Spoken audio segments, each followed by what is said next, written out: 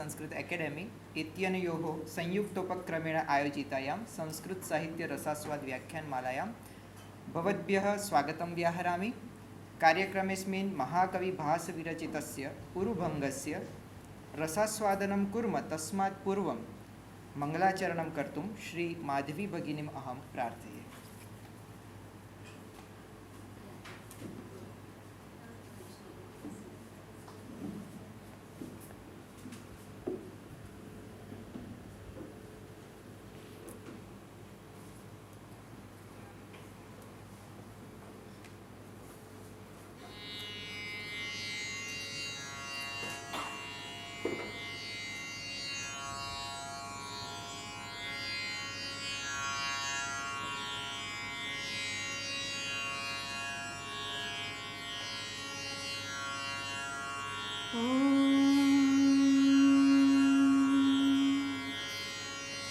वक्रतुण्ड महाकाय सूर्यकोटि समप्रभ निर्विघ्नं कुरु मे देव सर्वकार्येषु सर्वदा। या देवी सर्वभूतेषु विद्यारूपेण संस्थिता नमस्तस्यै नमस्तस्यै नमस्तस्यै नमो नमः। श्री गुरुचरणकमलेभ्यो नमः।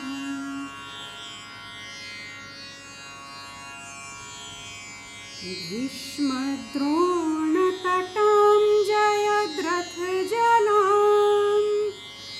गान्धारराजहृदां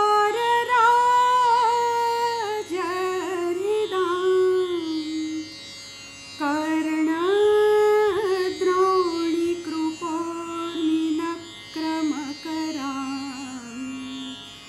दुर्योधनस्रोतसम्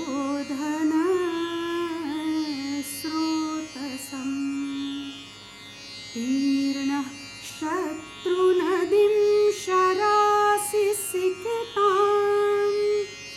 येन प्लवेनार्जुन शत्रूणां तरणेषु वः स भगवान् नस्तु प्लवः केशवः। ओम शांति शांति शांति।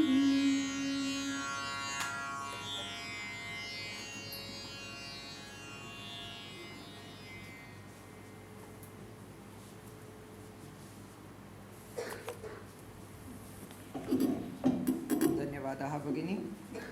अद्य अस्माकं परमं सौभाग्यमस्ति यत् उरुभङ्गम् इत्यस्य रूपकस्य आस्वादनं कारयितुं डॉक्टर शुचिता मेहता महोदयाः अस्माभिः अद्य सम्प्राप्ताः सन्ति।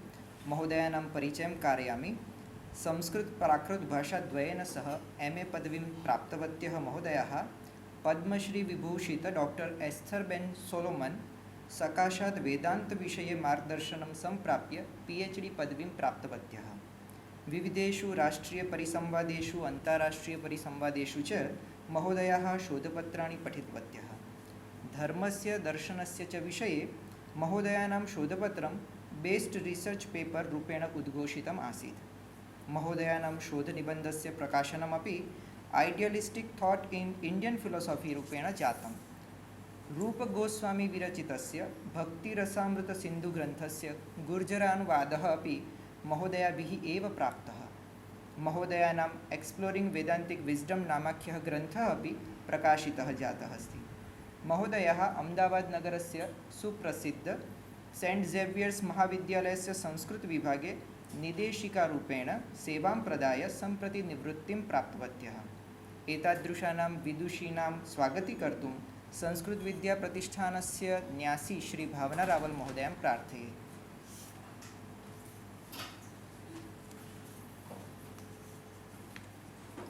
वयं करतलध्वनिना महोदयानां स्वागतं कुर्मः। अधुना प्रसङ्गोचितं मार्गदर्शनं कर्तुम् एकलव्य संस्कृत एकेडेमी संस्थानस्य निदेशकं डॉक्टर मिहिर उपाध्याय महोदयं प्रार्थये।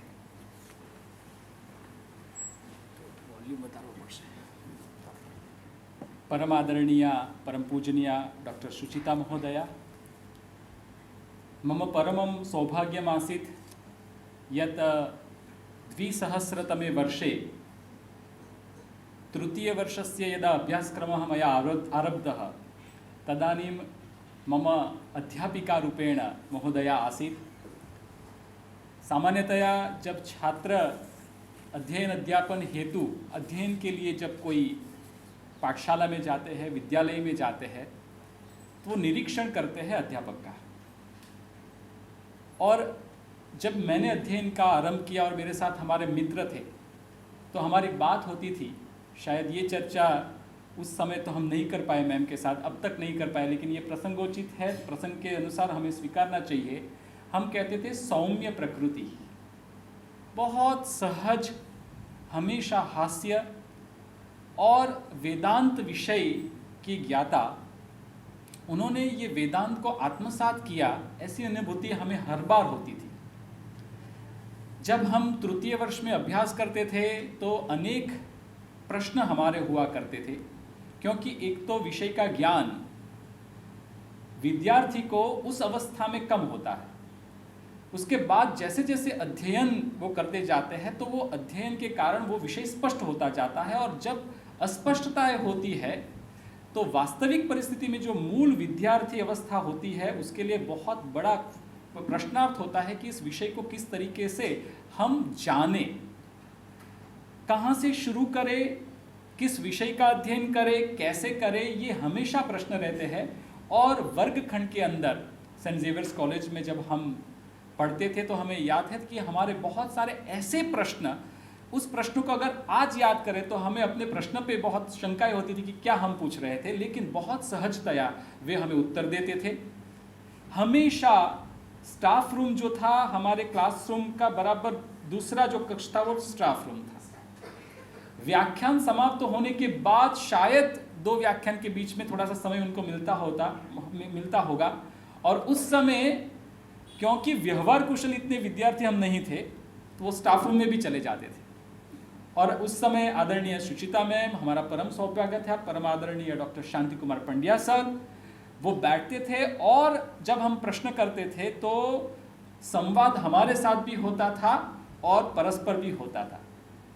तो हमारे परम सौभाग्य है कि ऐसी छत्र छाया हमने प्राप्त की है, और आज हमें इस उत्तम जो नाटक है उरुभंगम, उस पर मार्गदर्शन के लिए हमारा निमंत्रण स्वीकार किया। वयं वस्तुतः उपकृताः स्मः। आप जानते हैं कि अभी इस व्याख्यान श्रेणी में भास नाटक चक्र जो है वो चल रहा है, और इससे पहले हमने दूतवाक्यम, दूत घटोत्कचम, मध्यम व्यायोगः और पंचरात्रम, ये 4 कृतियों का रसास्वाद किया है हमने।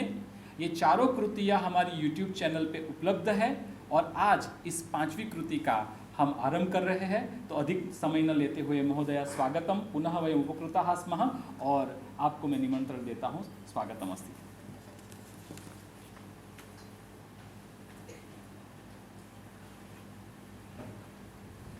नन्दं परमसुखदं केवलं ज्ञानमूर्तिं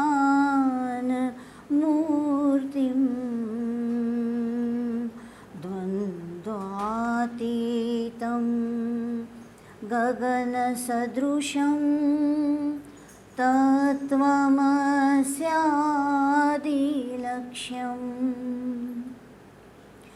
एकं नित्यं विमलमचलं सर्वधी साक्षिभूतं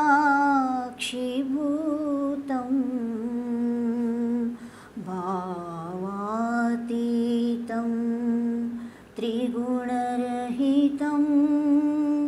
सद्गुरुं तं नमामि। संस्कृत विद्या प्रतिष्ठानम और एकलव्य संस्कृत एकेडमी की ओर से ये बहुत प्रशंस्य प्रयास शुरू किया गया है। संस्कृत साहित्यिक कृतियों का जो रसास्वाद किया है, उसमें खास करके आज मुझे ये मौका मिल रहा है उरुभंगम कृति का रसास्वाद कराने के लिए। इसके लिए मैं भावना बहन और मिहिर भाई की आभारी हूँ। मुझे याद आ रहा है एमए की कक्षा में मैंने 2-3 साल पढ़ाया होगा उरुभंगम, और इतने सालों के बाद फिर से रसास्वाद मैंने भी किया और आपको भी कराने की तक मुझे मिल रही है। उसके लिए मैं बहुत बहुत आभारी हूँ और आनंदित भी हूँ। आपने भास नाटक चक्रम के वो जो कृतियाँ अभी मिहिर भाई ने बोला वो सब पढ़ी है। आज उरुभंगम मैं रसास्वाद इसका कराऊंगी। आप जानते हैं कि Bhasa was an experimentalist and a great रेवोल्यूशनरिस्ट।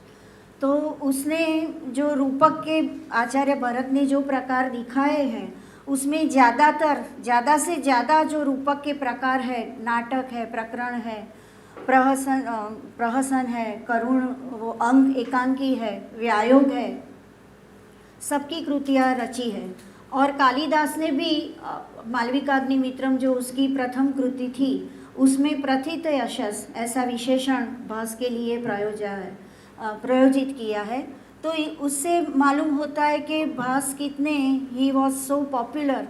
ते कालिदास ने भी उनका मान सम्मान किया है और अंजलि दी है।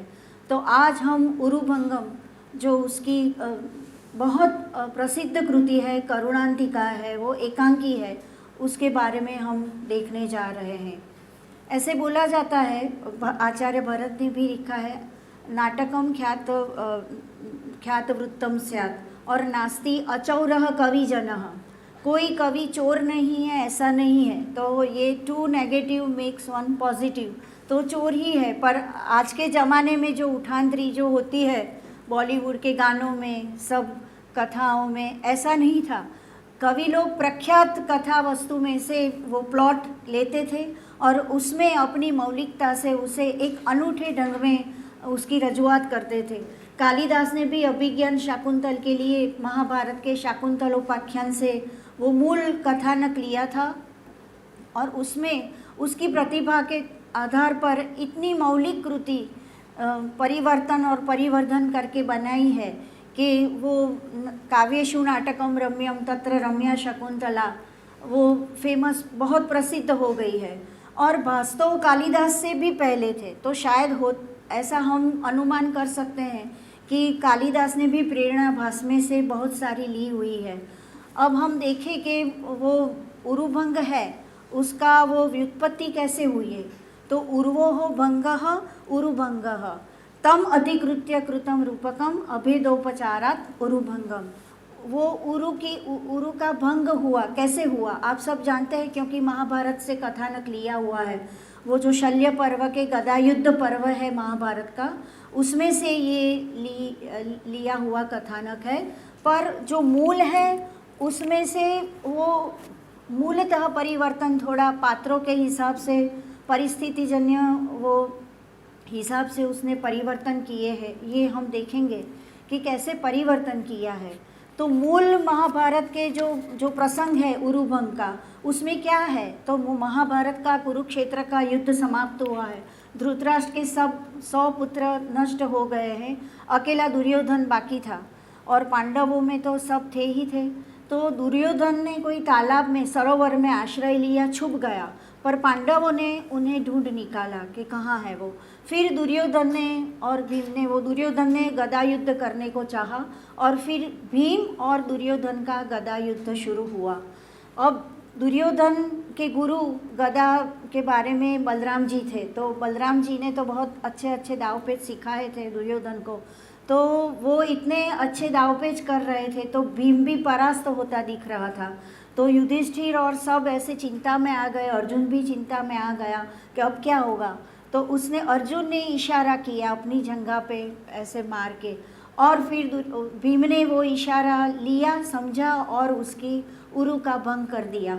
तो ये घायल हुआ। बलराम बहुत क्रोधित हो गए कि मेरे शिष्य को ऐसे परास्त किया और वो भी युद्ध के नियम के विरुद्ध जाके, तो वो बहुत क्रोधित हो गए। पर कृष्ण ने, वो हाजिर थे, उन्होंने समझाया कि भी ऐसा गुस्से होना, क्रोधित होना बहुत ठीक नहीं है। तो पर वो द्वारका की ओर चल पड़े। ये सब महाभारत की कथानक है। और फिर अश्वत्थामा आता है दुर्योधन के पास और वो भी बहुत क्रोधित हो गया है कि ये क्या हुआ। दुर्योधन उसको सेनापति बनाता है। अश्वत्थामा प्रतिज्ञा लेता है कि मैं भी पांडवों के सब लड़कों को, उनको मैं उसका नाश कर दूंगा। और वो सेनापति बन गया और रात को सब मार देता है पांडवों के पुत्रों को। और दुर्योधन ये जानता है, वो जान के संतोष का श्वास वो लेता है, शांति होती है उसको, और फिर वो प्राण त्याग करता है। ये मूल कथानक है महाभारत की। अब भास का जो उरुभंगम है, इतनी मनोरम, इतनी अनोखी कृति हो गई है। किसके बल पर? भास ने अपना जीवन दर्शन उसमें उतारा है। पात्रों का जो साइकोलॉजिकल जो अभ्यास है, उसका बहुत मनोज्ञता था। उसके तौर पे जैसे बोलते हैं कि स्वप्नवासव दत्तम इज़ अ साइकोलॉजिकल प्ले, तो उरुभंग को भी हम ऐसे बोल सकते हैं कि वहाँ उसमें जो पात्रों की गतिविधि और उनका पात्रों का जो मानसिक निरूपण है, इतने अनूठे तरीके से भास ने किया है कि ये लोग तो बोलते हैं, critics, they praise Swapna Vasavattam like anything, but we can say that Urubhangam is also a great composition done by Bhasa. तो वो क्या है उसमें, तो ये हम देखेंगे कि क्या बदलाव किए हैं, कैसे बदलाव किए हैं। तो उसकी कृति हम ऐसे विभाग देखेंगे कि कैसे वो बनाई हुई है। तो नांदी श्लोक तो माधवी बहन ने यहाँ बहुत सुंदर तरीके से प्रस्तुत किया। वो आरंभ में नांदी श्लोक में भास ने बहुत अनोखे तरीके से सब पात्रों का परिचय दे दिया है। जयद्रथ, द्रोण, भीम, दुर्योधन, वो सबका परिचय दे दिया है। पर उसके साथ इतनी वो सजेस्टिवली ही हैज़ अप्लाइड 2 टर्म्स। मैं आपके आगे वो थोड़ा तो मैं पढ़ूंगी तो मुझे भी अच्छा लगेगा और आपको भी मैं समझा सकूंगी। वो तीर्णः शत्रु नदीम, शुरू में नांदी श्लोक आता है। हर एक आप सब जानते होंगे कि हर एक कृति में, नाट्य कृति में शुरू में नांदी श्लोक आता है कि मंगल तो हमारी परंपरा है करने का, मंगल आदिनी, मंगल मध्यानि, मंगल अंतानि च शास्त्राणि प्रथन्ते। तो ये नांदी श्लोक में सब पात्रों का परिचय भास ने दे दिया है। पर खास 2 टर्म्स ऐसे यूज़ किए हैं, तीर्णः शत्रु नदीम येन प्लवेन अर्जुनः, अर्जुन ने ये शत्रु नदी को पार कर दिया है। शायद वो महाभारत में गीता का कॉन्सेप्ट उनको पता है, वो बहुत वेरी सटली ही है सजेस्टेड कि अर्जुन को तो भगवान कृष्ण का वो जो विषाद दूर करने का वो संदेश हो, जो उपदेश है, वो तो मिल गया है, उसने तैर दी है शत्रु नदी। और शत्रु ये टर्म किस हिसाब से उसने यूज़ किया है, ये बहुत जानना जरूरी होगा कि ये हम कृति के बारे में जब पढ़ेंगे तब पता होगा कि ये शत्रु कौन है। भास ने ये शत्रु हमारे इंटरनल जो आंतरिक शत्रु है, जो क्रोध है, असंतोष है, वैर है, घृणा है, ये हमारे आंतरिक शत्रु है। ये शत्रु नदी है, उसको अर्जुन ने तो वो पार कर दिया। पर ये कौन से प्लवः केशव, केशव माने कृष्ण, कृष्ण जो है वो नौका है, वो नाव है। कृष्ण की मदद से ये शत्रु नदी को पार किया है अर्जुन ने। और तुम सब पार करो, ऐसी शुभकामना नांदी श्लोक में बताई है भास ने। तो ये शुरू में ही सूचन कर दिया है कि ये शत्रु नदी ये मेन है जो हमें देखने हम जा रहे हैं कि ये कौन से शत्रु नदी ये पार की अर्जुन ने।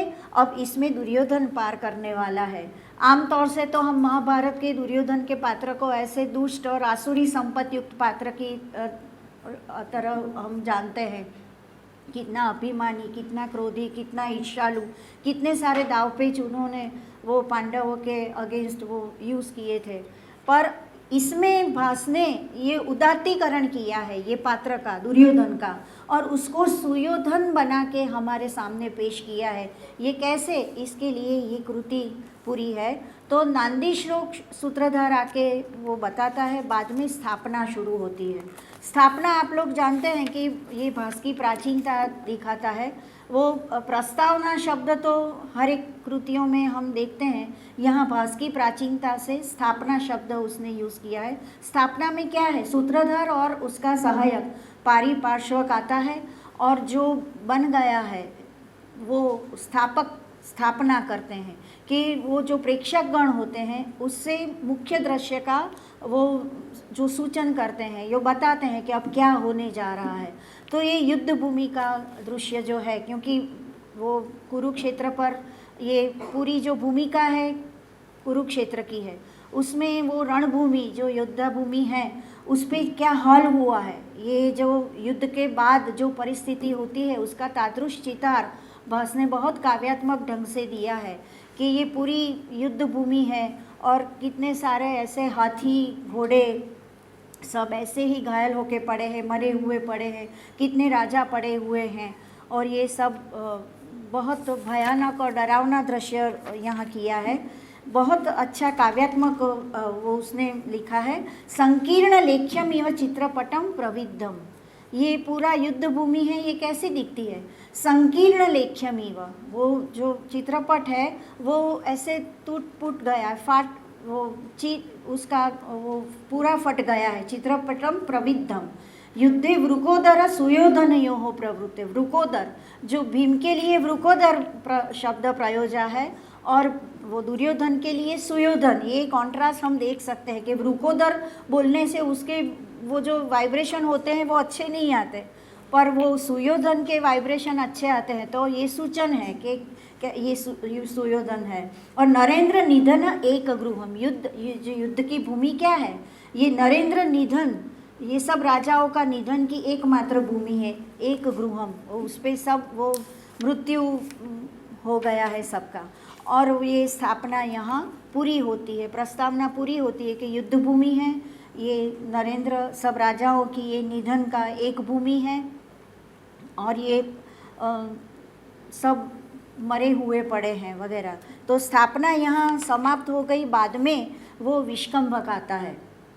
ये जो ना पूरी कृति है एकांकी ही है, पर वो डिवीजन में वो सब प्रसंग में बटी हुई है। तो नांदी, फिर स्थापना और फिर विष्कंभक। ये विष्कंभक क्या होता है, इट्स अ टेक्निकल टर्म।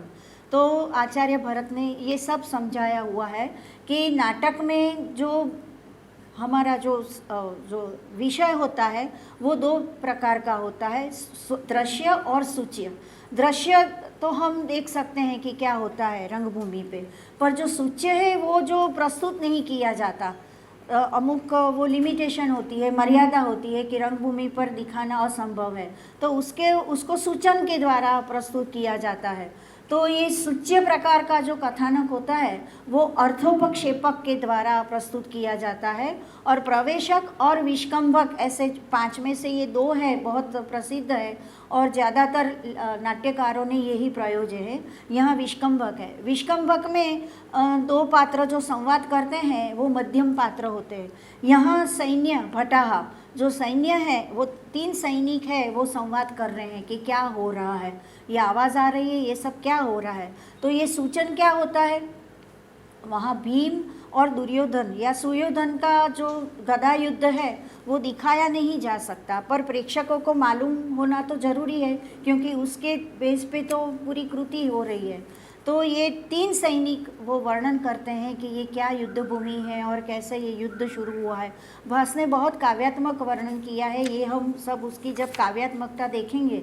अब मैं वो भूल गई बोलना, तो वो कथा वस्तु का संकलन कैसे किया है, इसके वो पात्र परिचय, संघर्ष निरूपण, फिर वर्णन कला, भास की शैली और जीवन दर्शन, ये जो अंग है उससे ये कृति में जो एक अनूठापन आया है, एकदम एक्स्ट्रा ऑर्डिनरी हम बोल सकते हैं कि ये कृति बहुत अच्छी बनाई है। तो ये सब अंग है ये कृति के कि जिसके तौर पर ये प्रसिद्धि को उसने प्राप्त किया है।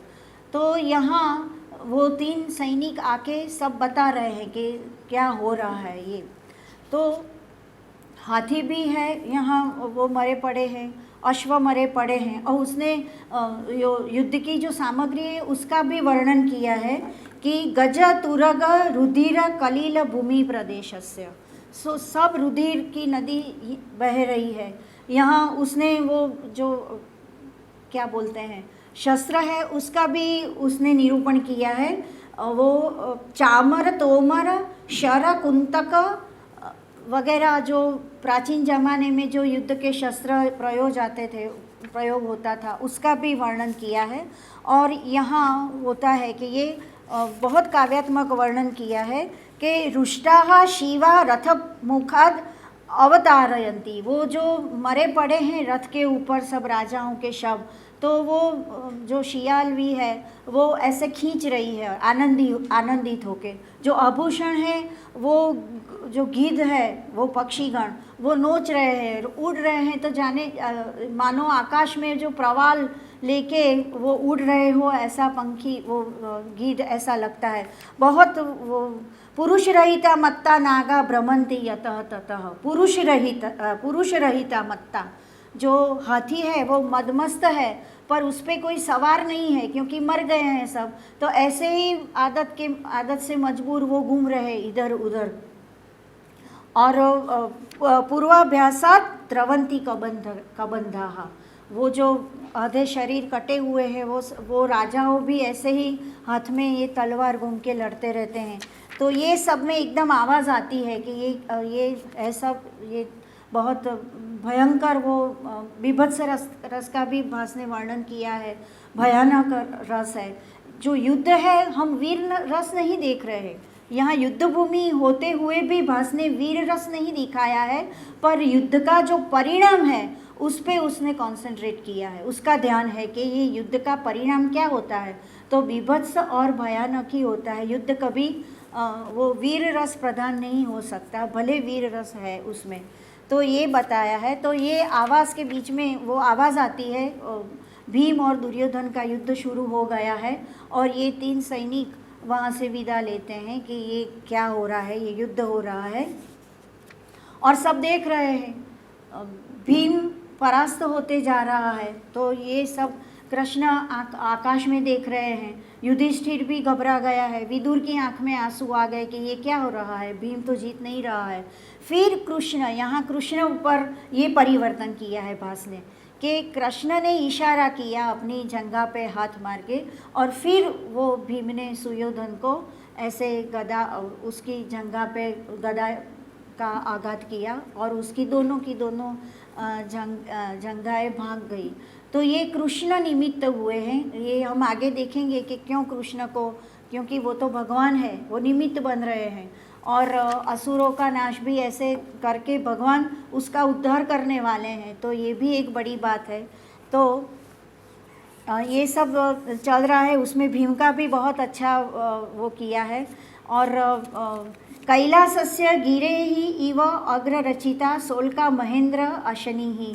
ये जो सुयोधन जो गदा घुमा रहा है तो जैसे कैलाश पर्वत ऊपर वो इंद्र का वज्र ऐसे चमक रहा हो ऐसे दिख रहा है। और भीम का जो वर्णन किया है वो पहले वो घायल हुआ था, तो जो गेरुआ रंग का वो उसका खून का वो रंग है वो ऐसे बह रहा है। तो ऐसे लगता है कि मेरू पर्वत से वो नदी वो प्रवाह बह रहा है। ये तो बहुत काव्यात्मक वर्णन है। तो ये सब तो हम देखेंगे, पर वो हम उसके अंग को देखेंगे कि कैसे ये बहुत अच्छी कृति, श्रेष्ठ कृति में परिणत हुई है। तो कथा वस्तु और मूल कथानक में ये हुआ कि कृष्ण ने वो इशारा किया और उसने जंगा को मारा और दुर्योधन बहुत घायल हुआ और अब मरणासन्न हो गया है। तो बलराम बहुत क्रोधित हो गए कि मेरे शिष्य को ऐसे किया भीम ने। तो वो बहुत क्रोधित हो के दुर्योधन को वो बोलने लगे कि मैं उसको मारूंगा अब। तब दुर्योधन उसको विनंती करता है कि प्रसन्न हो, उसको मारना नहीं। तो ये दुर्योधन में हुआ वो उदात्तीकरण है। भास ने कई प्रतिमा नाटक में कैकेयी के पात्र का भी उदात्तीकरण किया है, यहाँ दुर्योधन के पात्र का उदात्तीकरण किया है। तो वो सुयोधन कैसे वो हमें स्टेप बाय स्टेप दिखाया है कि पहले वो बलराम को शांत करते हैं, क्रोधित बलराम को, कि ये अच्छा नहीं है। बहुत अच्छी वो उसने वो बोली है, वैरम च विग्रह कथाश्च वयम च नष्टाः। अब वैर की बात करने का क्या फ़ायदा है, हम तो सब नष्ट हो गए, वैर करके क्या करने का, तो तुम शांत रहो। फिर बलराम को तो शांत किया, कृष्ण ने इशारा करके भीम को ऐसे वापस कर दिया कि तुम ले जाओ भीम को, और वो वहाँ अब दिखते नहीं। वो हस्तिनापुर, धृतराष्ट्र और गांधारी वहाँ सब आते हैं मिलने, दुर्जय और दुर्योधन की दो पत्नियाँ, पौरवी और मालवी, दो पत्नियाँ हैं, सब रंगमंच पर आते हैं। यहाँ भास ने ये रंगमंच पर मृत्यु का जो सीन दिखाया है, ये उसने एक क्रांतिकारी दर्शन किया है यहाँ पर, क्योंकि आचार्य भरत ने नियम किया है कि वो नाटक में ऐसे दिखाना नहीं चाहिए। रंगमंच ऊपर मृत्यु का दृश्य, युद्ध और सब वो चोरी का दृश्य वगैरह उसे प्रतिबंध किया हुआ है। पर भास ने यहाँ अपने वो कवयः क्रांत द्रष्टारः, ये तो हम करते हैं, तो वो तो एक बहुत क्रांतिकारी नाट्यकार थे, तो उन्होंने यहाँ रंगमंच ऊपर ही वो मृत्यु का दृश्य दिखलाया है। तो वहाँ दुर्योधन के माता पिता, वो धृतराष्ट्र, गांधारी सब आते हैं, उसका छोटा बच्चा है दुर्जय वो आता है, दो पत्नियाँ आती है और उनका संवाद होता है। ये बहुत वो लाचारी भरा दृश्य है और उसके आधार पर उसने ये करुणांत ये कृति बनाया है। जो हम ग्रीक ट्रेजेडी देखते हैं तो ये यहाँ करुण रस हम देखेंगे कि कैसे वो उसकी जमावट की हुई है। तो वहाँ दुर्योधन तो अंध है, तो कहाँ क्व असि पुत्र कह, ऐसे बोलते बोलते वो आते हैं, गांधारी को बोलते हैं कि कहाँ है पुत्र, तो मंदभागा तुम जीवित हो, तो कि मैं जीवित आस्मी मंदभागा, क्या करे। वो पुत्र मृत्यु की ओर जा रहा है और हम जीते हैं। ये माता पिता की ये जो बहुत बड़ी लाचारी हो तो ये है। भास ने ये वास्तविक रंग पर वो आदर्शवाद नहीं बताया है उरुभंग में, पर एक वास्तविक चित्र बताया है कुटुंब का। उसने एक पूरे कुटुंब को उपस्थित कर दिया है रंगमंच ऊपर। और कोई भी जगह, जैसे मृच्छकटिक में शूद्रक ने बताया है कि वो वर्ल्ड सिटीज़न है, उसके पात्र कहीं भी जाओ तुम्हें पूरे विश्व में उसके पात्र मिलेंगे। ऐसे कुटुंब, कोई ऐसे विश्व का कोना नहीं है कि जो कुटुंब के बिना होता है। कुटुंब तो होता ही है क्योंकि man is a social animal. तो कुटुंब उसको वो मृत्यु की वो अंतिम क्षणों में उसका माता पिता बेटा पत्नियाँ सब हाजिर है और उसके सामने वो अंतिम श्वास लेता है। कितनी बहादुरी का काम है। और भास ने और भी वो उसके पात्र में ऐसे उदात्तीकरण किया है कि उसने नियम विरुद्ध नहीं किया है कुछ। भीम ने नियम विरुद्ध उसकी जंघा पे गदा मारी, पर वो जब युद्ध हो रहा था तब दुर्योधन ने कहा कि भाई घबराना मत, मैं नियम विरुद्ध तुम्हें नहीं मारूंगा, ये सुयोधन है। तो ये परिवर्तन भास ने किया है। तो फिर वो आते हैं धृतराष्ट्र और गांधारी, और गांधारी को प्रणाम करने, धृतराष्ट्र को प्रणाम करने दुर्योधन खड़ा होने प्रयत्न करता है, खड़ा होने का, पर वो खड़ा नहीं हो सकता। ये उसकी लाचारी है। तो वो बहुत दुखी होता है कि मैं वो खड़ा भी नहीं हो सकता माता पिता को प्रणाम करने के लिए। फिर वो बोलता है कि वो अगले जन्म में भी जो मैंने अच्छा काम किया हो तो अगले जन्म में भी तुम ही मेरे माता पिता हो। फिर दुर्जय आता है कि कहाँ है पिता मेरा, कहाँ है। तो वो एकदम छोटा है तो उसके अंक में बैठने को प्रयत्न करता है, पर वो दुर्योधन की वो बेबसी क्या है कि वो उसको मना करता है क्योंकि उसकी तो वो जंगा है ही नहीं, कैसे बिठाए उसको। तो कि नहीं ये यहाँ तुम नहीं बैठ सकते, मैं तो जा रहा हूँ। कहाँ जा रहे हो, मुझे भी ले जाओ साथ में। ये निर्दोषता है बच्चे की। तो वो बोलता है कि वो भीम को बोल तो वो ले जाएगा तुमको, तो मैं जाऊँगा और भीम तुझे वो भेज देगा मेरे साथ। तो ये इतनी वो करुण परिस्थिति बताई है भास ने। हम ये श्लोक आगे वो सब देखेंगे। तो विष्कंभक के बाद ये मेन दृश्य जो है वो हो गया। अब जो पात्र परिचय, जो ट्रांसफॉर्मेशन की बात हो रही है, महाभारत के दुर्योधन से ये सुयोधन का पूरा, वो महाभारत में दुर्योधन का मोटो क्या है, जीवन ये असंतोषः श्रेयो मूलम, और यहाँ है क्या बोलता है, फलम अपरितोषस्य। ये मेरी जो जंगा, ये युद्ध में जो घायल हुई और मैं मरणासन्न हुआ और मृत्यु मेरी होने जा रही है, तो ये किसका परिणाम है, ये वैर का है, ये अपरितोष का परिणाम है, ये जो होने जा रहा है। तो पूरा ट्रांसफॉर्मेशन कर दिया है भास ने।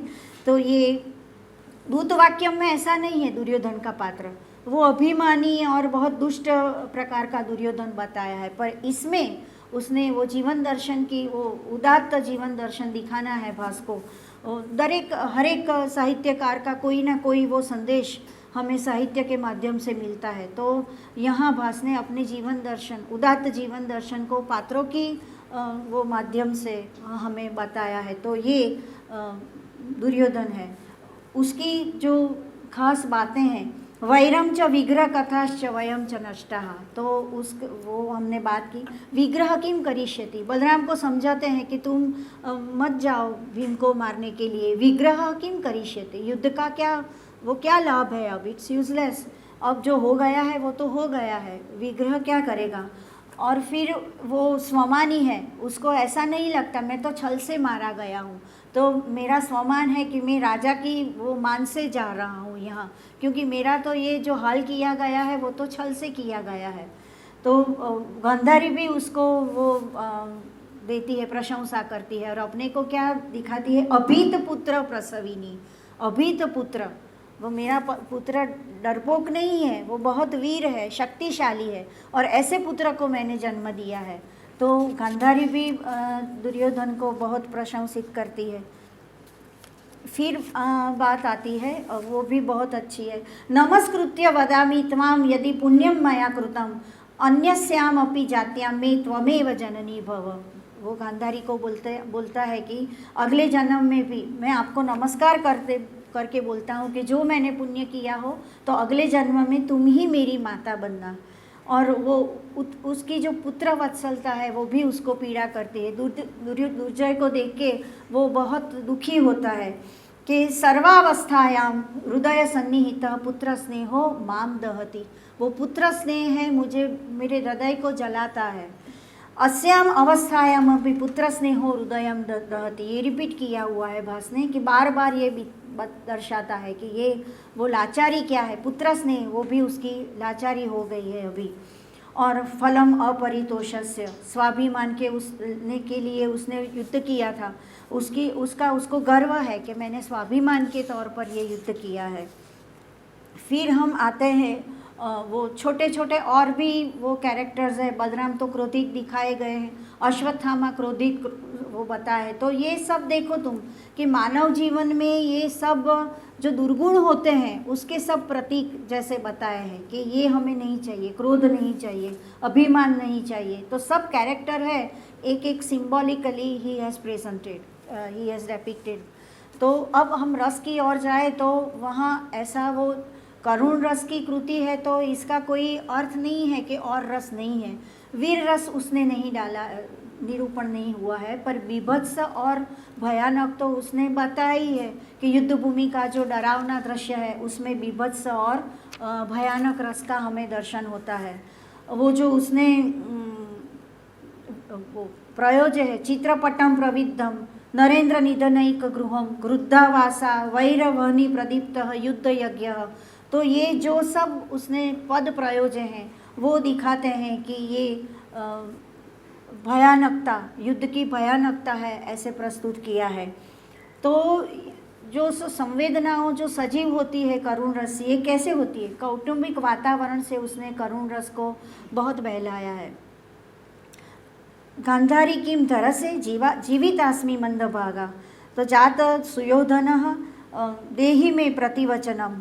तो ये सब हम करुण रस की ये देख रहे हैं, जो ग्रीक ट्रेजेडी होती है, हम तो संस्कृत में भी भास ने ये करुण रस प्रधान, भवभूति तो बाद में हुए, उन्होंने वो उत्तराम चरितम की रचना की है, एको रसः करुण एवं, तो करुण रस एक ही है ऐसा बोल के करुण रस का प्राधान्य दिखलाया है। पर यहाँ भास ने तो भवभूति से कितने सालों पहले हो गए भास, तो उसने यहाँ करुण रस की जमावट करने का बहुत प्रशस्त प्रयास किया है और उसके तौर पर ये कृति बहुत वो प्रसिद्ध होने पाई है।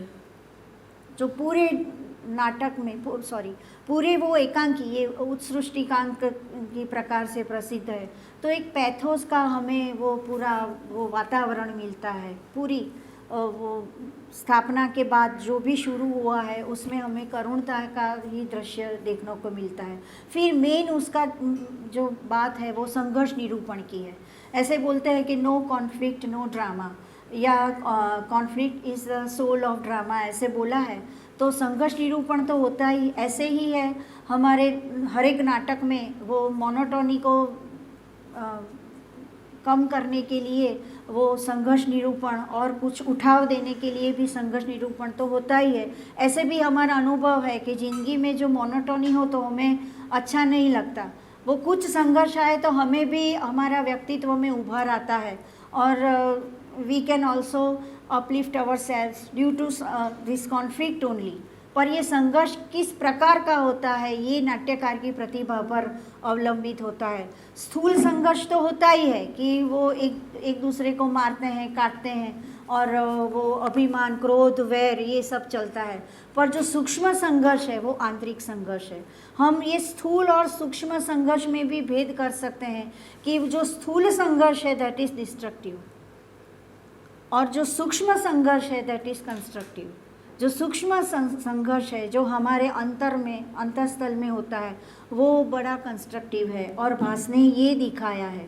जो ट्रांसफॉर्मेशन जो हो गया, असंतोष श्रेयो मूलम से फलम अपरितोषस्य, तो ये पूरा जो संघर्ष के तौर पर ही उसका ट्रांसफॉर्मेशन हुआ है। ये संघर्ष, ये सटल जो सूक्ष्म संघर्ष है, ये उरुभंग का प्रधान तत्व है जिससे ये कृति बहुत प्रसिद्ध हुई है। हम बोलते हैं जैसे मेहंदी पीसी जाती है तो उसमें रंग चढ़ता है, सोना भी ऐसे अग्नि में तपता है तब वो निखरता है, पॉलिश वो कर सकते हैं और ब्राइट होता है। तो ऐसे जीवन में भी व्यक्ति जितना संघर्ष का सामना करे उसका निखार आता है। तो भास को ये जीवन संदेश भी देना है, तो उसके लिए उसने ये दुर्योधन के पात्र को चुना है। ये हम कह सकते हैं कि हर एक पात्र के मन में संघर्ष दिखाया है। वो दुर्योधन तो है ही है, धृतराष्ट्र के मन में भी संघर्ष है कि वो जीवित है और उसका पुत्र मृत्यु की ओर जा रहा है। गांधारी का भी संघर्ष अपना है, वो भी आंतरिक संघर्ष से जूझ रही है कि वो जीवित है और उसका पुत्र मृत्यु की ओर जा रहा है। फिर दुर्जय आता है, छोटा बच्चा है, बहुत वो लाचारी है उसको भी, और वो निर्दोष है, उसको पता नहीं है कि उसके पिता वो मृत्यु की ओर जा रहा है। तो ये जो है वो हृदय पर हमारे हृदय पर चोट करता है कि कितना निर्दोष है, उसको पता नहीं है पिता कहाँ जा रहे हो, मुझे भी ले जाओ। तो वो बोले कि हाँ तुम भीम को बोलो तुम्हें ले जाएगा। तो ये हृदय पर चोट देता है अपने। तो ये बहुत सटल, बहुत सूक्ष्म संघर्ष उसने दिखाया है। छोटे बच्चे में भी वो समझ नहीं सकता कि ये क्या हो रहा है। हर रोज़ वो पिता की गोद में बैठता था और आज क्यों पिता मुझे रोक रहे हैं। तो ये भी उसका संघर्ष है। उसकी दो पत्नियां हैं, पौरवी और मालवी। एक जो बड़ी है वो पौरवी, वो सती होने जा रही है, वो सोचती है कि मैं अब सती होने वाली हूँ, और जो मालवी है वो छोटी है। तो उसका भी संघर्ष है कि उसका पति अब मृत्यु की ओर जा रहा है। बलराम का संघर्ष वो स्थूल प्रकार का है, वो तो क्रोधित ही हो गया कि बस मारो। अश्वत्थामा का वो भी स्थूल संघर्ष है, वो भी क्रोधित हो गया। महाभारत से ऐसे परिवर्तन किया है कि महाभारत में वो मार देता है और बाद में दुर्योधन संतोष आनंद के श्वास से वो मृत्यु उसकी होती है। यहाँ क्या है वो देखता नहीं है कि उसने मार दिए हैं, पर वो दुर्जय को वो राज्य अभिषिक्त करते हैं और अश्वत्थामा को सेनापति बनाते हैं। अश्वत्थामा वो प्रतिज्ञा करता है कि मैं पांडव पुत्र को मार दूंगा। तो उसका अपना संघर्ष है। तो सब पात्रों का संघर्ष यहाँ दिखाया गया है। रस के बारे में भी हमने कहा कि वो करुण रस मुख्यतया बहलाया है उसने, और विभत्स और भयानक है। और काव्यात्मकता, भास्की ऐसा नहीं है कि उसमें काव्यात्मकता है ही नहीं, क्योंकि करुण है, बीभत्स रस है, भयानक रस है, तो काव्यात्मकता कहाँ से आएगी? पर ऐसा नहीं है। भासने he has never missed any chance of depicting this is poetic style. तो वो क्या है, बहुत अच्छा उसने दिखाया है काव्यात्मकता। अनुप्रास भी बहुत अच्छी तरीके से उसने दिखाया है कि उसकी नवोन्मेष शालिनी प्रतिभा जिसे हम बोलते हैं, वो रणभूमि में भी काव्यात्मकता दिखा सकता है। आमतौर पर रणभूमि के वर्णन में काव्यात्मकता नहीं आती, क्योंकि सब वो शस्त्र के ही वर्णन होते हैं, मरे हुए जो सैनिकों है उसके वर्णन हमें मिलते हैं, पर उसमें काव्यात्मकता नहीं मिलती। यहाँ अपवाद के तौर पे उसकी प्रतिभा हमें दिखने को मिलती है कि उसमें भी उसने अनुप्रास और काव्यात्मकता कैसे दिखाई है।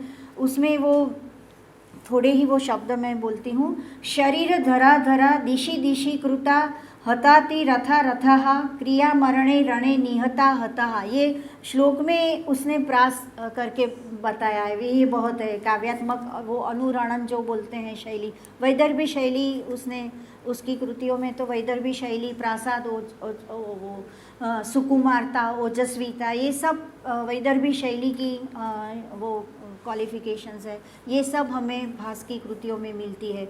तो ये भी है। भयानकता में काव्यात्मकता कैसे है? मांसै ही प्रवाल रचिता इव ताल वृंता।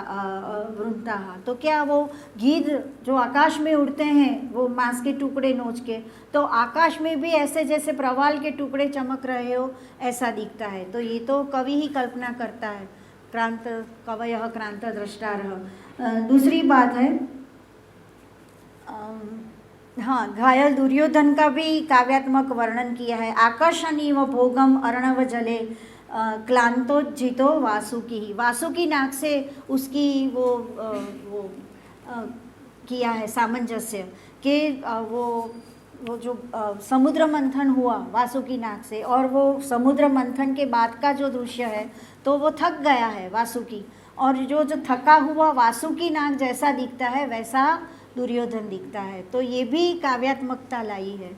तो भास ने क्या क्या नहीं उसमें, उसकी सब हमें प्रतिभा का दर्शन पद पद पर होता है। उसका कथा वस्तु संकलन देखें, मूल कथानक से परिवर्तन देखें, उसका संघर्ष निरूपण देखें, उसका जीवन दर्शन देखें, उसका रस निरूपण देखें। कोई भी मुद्दा ऐसा नहीं है कि जिसमें कुछ ऐसे उसकी अशक्ति दिखाई गई हो। नहीं तो क्रिटिक्स वो तो ढूंढते ही रहते हैं कि कहाँ पर कमी है। पर भास के ये कृति है। स्वप्न वासवदत्तम के बारे में बोला जाता है कि अग्नि पावक भी उसको स्पर्शा नहीं जा सका।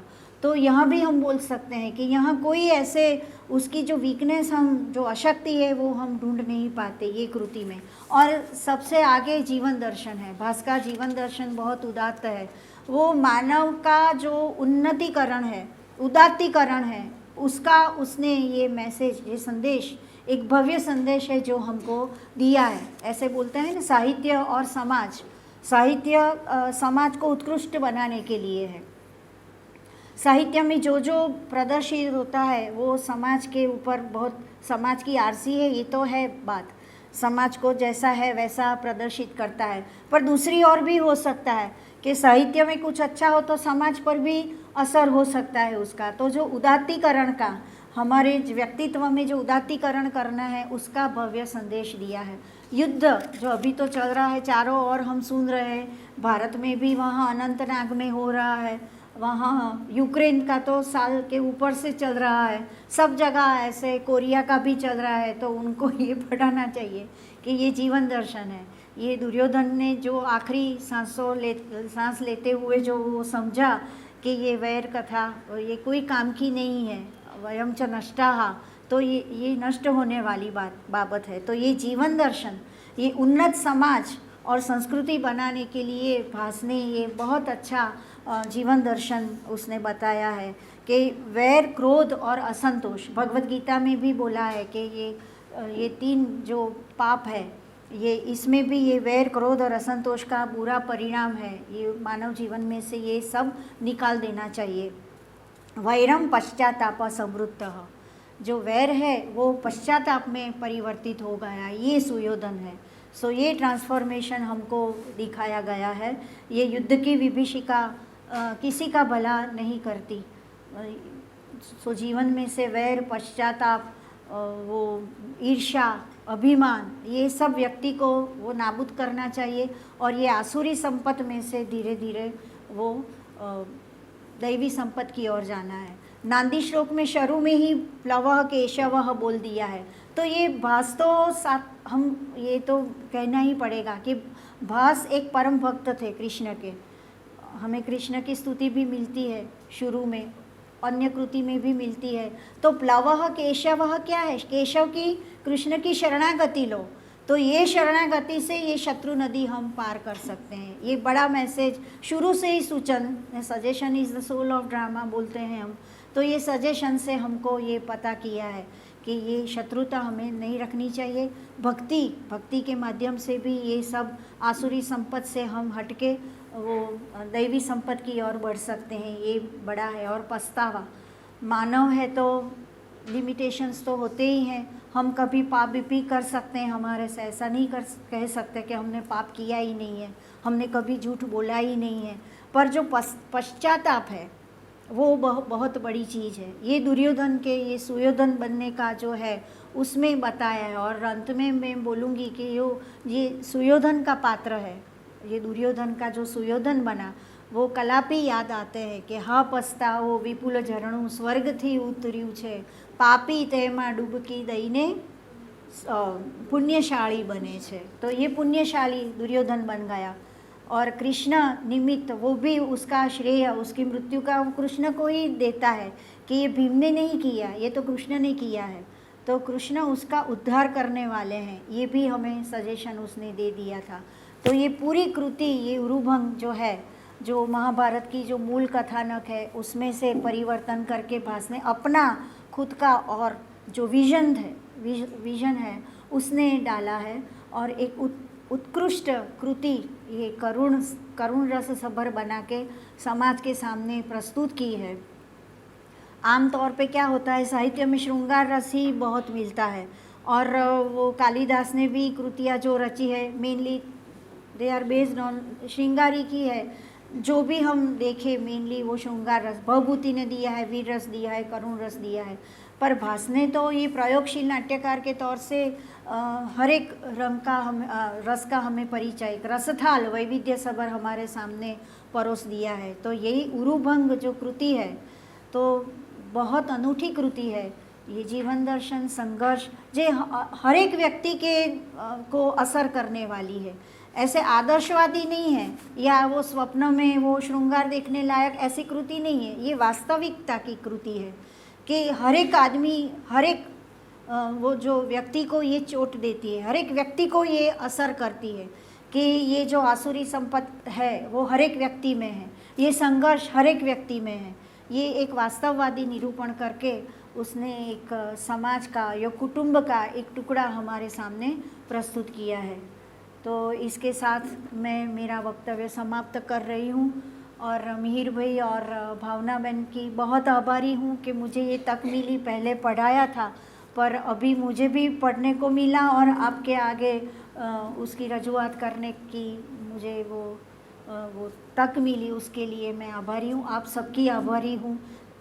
मुझे माफ़ तो करना क्योंकि हिंदी में मैंने पहली बार बोला है तो ऐसे फ्लुएंटली आई कांट स्पीक, पर मैंने प्रयास किया है कि मैं हिंदी में बता सकूं और बस मेरा वक्तव्य यहाँ पूरा करती हूँ। अस्तु।